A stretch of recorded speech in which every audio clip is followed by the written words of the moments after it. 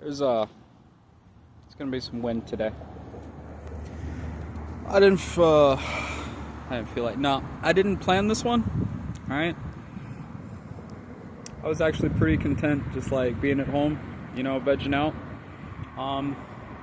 But this is why we call it create when called, not create when you feel like. Okay.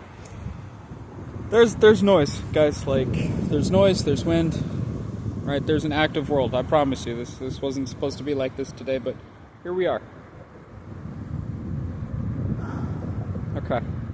Now that all that's out, how's everyone?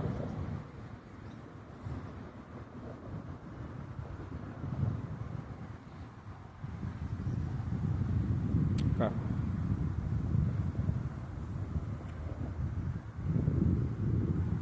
We're ready. So, I don't know how this is all going to flow out.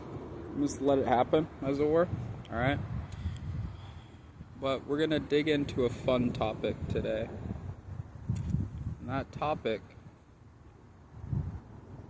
is kind of like how we experience God. All right, you ready?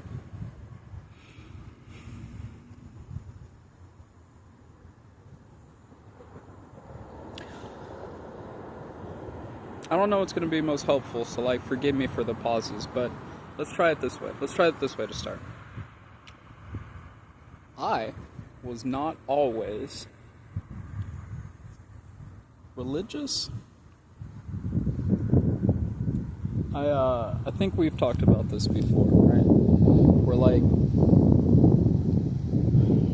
I grew up in a very Christian household that didn't live a Christian experience, okay? Lots of prayer at night, lots of reading the Bible, lots of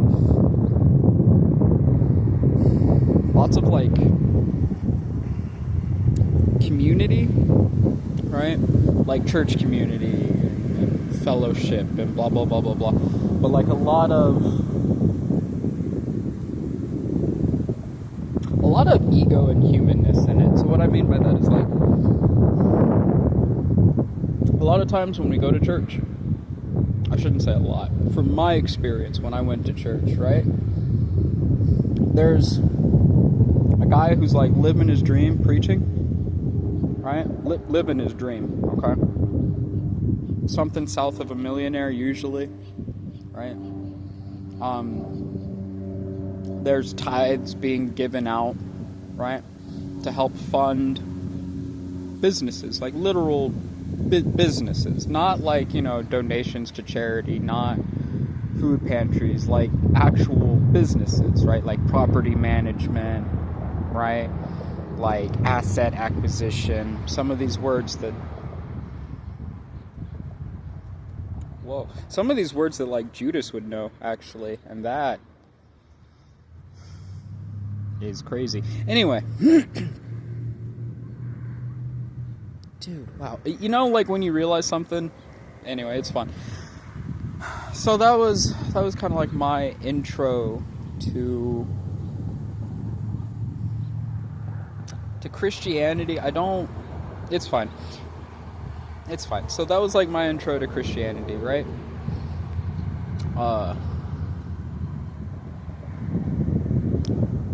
And again, trauma, home life, prayers that feel like they're, not being heard or acted on, right? The false spirituality that comes from, seeing people who preach the word but then go do some corrupt stuff, right? Again, this is childhood. I don't know who's going to be watching it now, but don't read too much.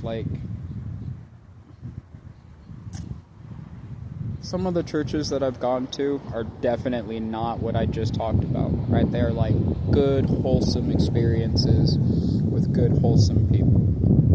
Some of them, right? It's just a lot of my lived experience, right? Where we were, every Sunday going blah, blah, blah. It was we were going almost as habit, right? I'm sure you guys have like heard this before, but it's like take some stereotype where it's like Christian in the church, and then they make it to the parking lot and they're like down talking everybody, you know, or shit talking. Like, words are words, right?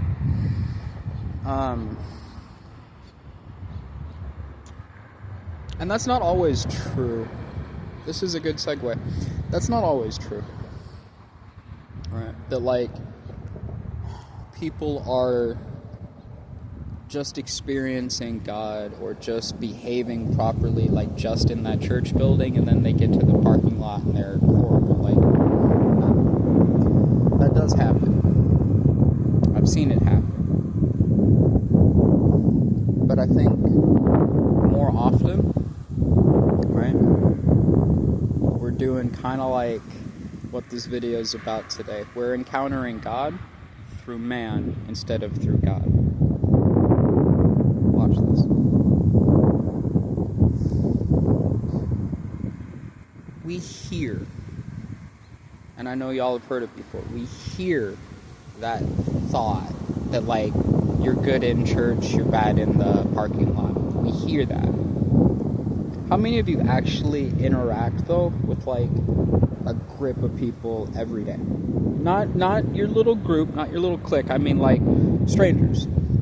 Just like walk up to random strangers every day. How often does that happen? I promise you it's low. I know, because I walk up to random people all the time and they're like, yeah, this doesn't really happen much. And I'm like, yeah, that's me. It's fun. Right? I went through this period of deep trauma that fueled the wrong kind of distance. I distanced myself from God almost as like a punishment to Him. You know, like, oh, you're not here, you're not helping. Right? Again, like, even though I walked away from religion, as it were, like, at no point, whether I want to accept this as truth or not, but at no point did I ever not believe in God. I stopped believing in like the Bible, right? I stopped believing in His love for me. I stopped believing in His love for me. Wow. Wow. Right? And so like kind of walked away from it for a bit. A bit relative. 2 decades. Shit. Yeah. Hot minute. So that wasn't about mine and God's relationship. That was literally like being mad at my experience and then not blaming the people who were responsible. Alright? So as a kid, going through trauma, I'm sorry, that's on the parents. That's not God's fault. As a kid in church, hearing one thing, seeing people do another, I said the key word, people. It's not God's fault. It's not about mine and God's relationship. Right? The abuse that I suffered, and y'all, in the spectrum of abuse that I went through, at no point ever was God the one who did any of those things. Right? If you think about it, Jesus had to live through all of that, not just the trauma in my life, but like the trauma, man, in everyone's, and of those committing the acts. That's crazy.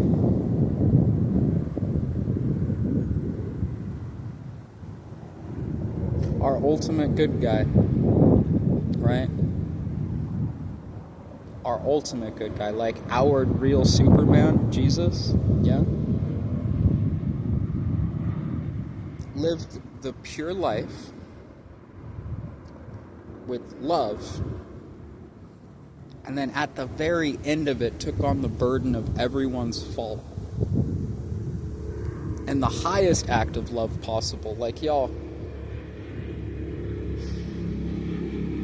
at no point ever were my issues... See that? See Lucy with his nonsense, right? Little... Who cares? At no point ever were my issues or my relationship challenges God's fault.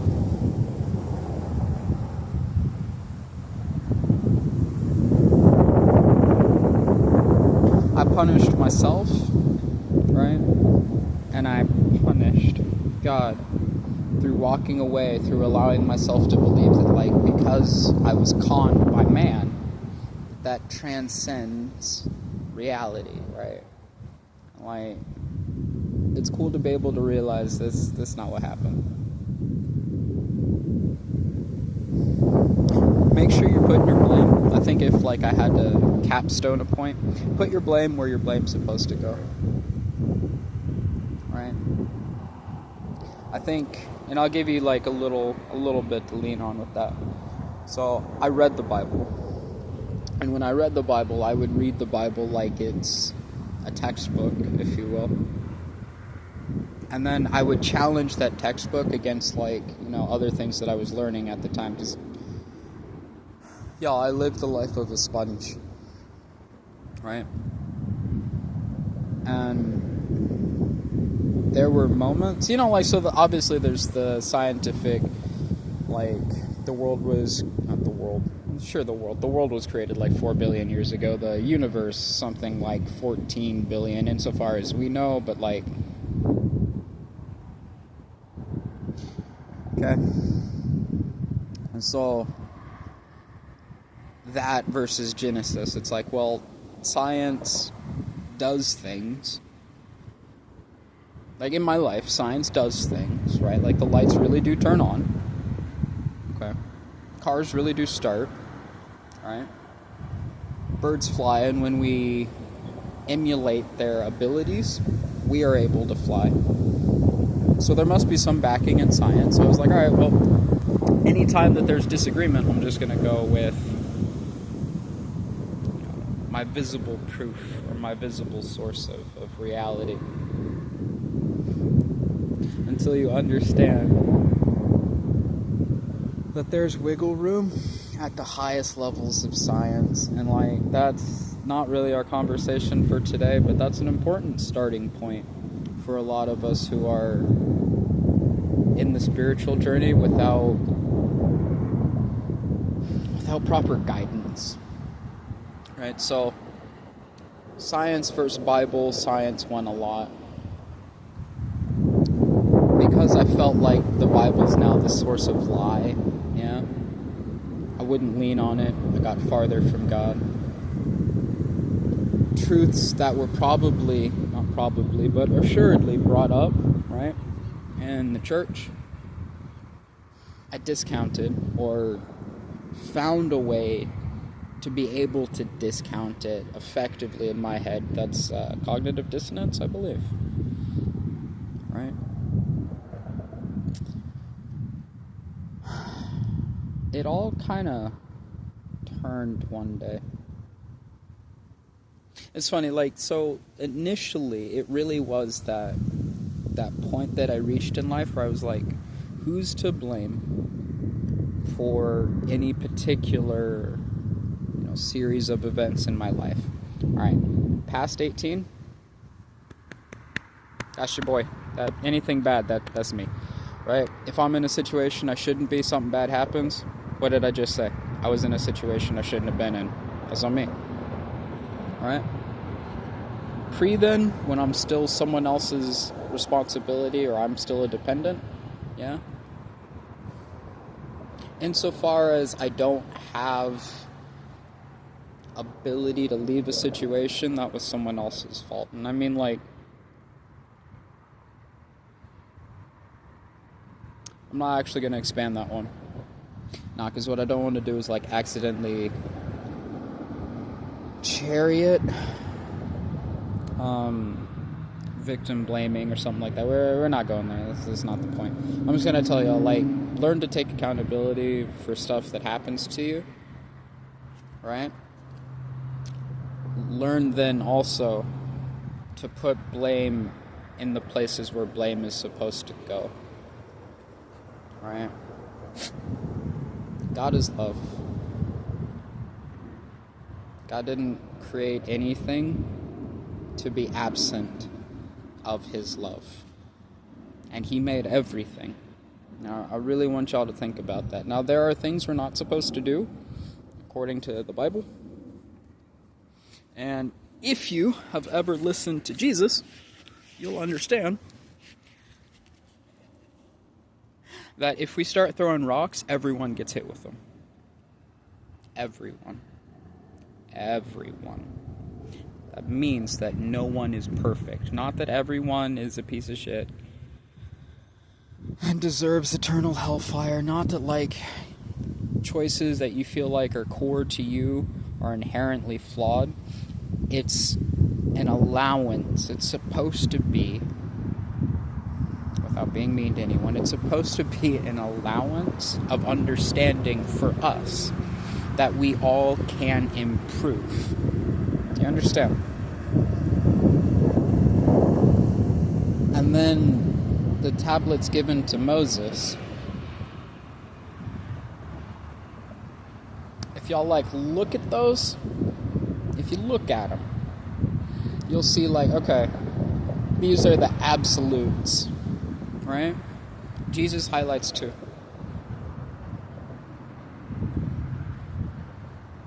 Love God with all heart, soul, and mind. Love your neighbor as yourself. Now, love your neighbor as yourself is not a commandment, but it is a commandment. Okay? Love God with all your heart, soul, and mind. Not be ashamed with all your heart, soul, and mind. Not condemn others with all of your heart, soul, and mind. This isn't from God. These are from man. I don't want to dig into that point too much deeper, but I really want to be clear. On all of our walks, especially when little Lucy's in your ear, right? When Satan, little Lucy, is in your ear. He's going to use every available tactic to steer you away from that truth. Right? God is love. Unconditional love. Whatever you are, wherever you are loved. You walk away from it, that's your choice. And that's not a great choice to make, but it's an okay choice. Insofar as it's part of your free will. Alright? But unconditional love, man, if we need to bust out the Merriam-Webster definition of unconditional, that means through everything that you can, will, and have done, you are loved. Period. Alright? You are loved knowing you're flawed. I'm loved knowing I'm flawed, and I promise you, I am flawed. Alright? I have my struggles. We'll talk about them as the channel grows, because I don't really care what y'all know about me.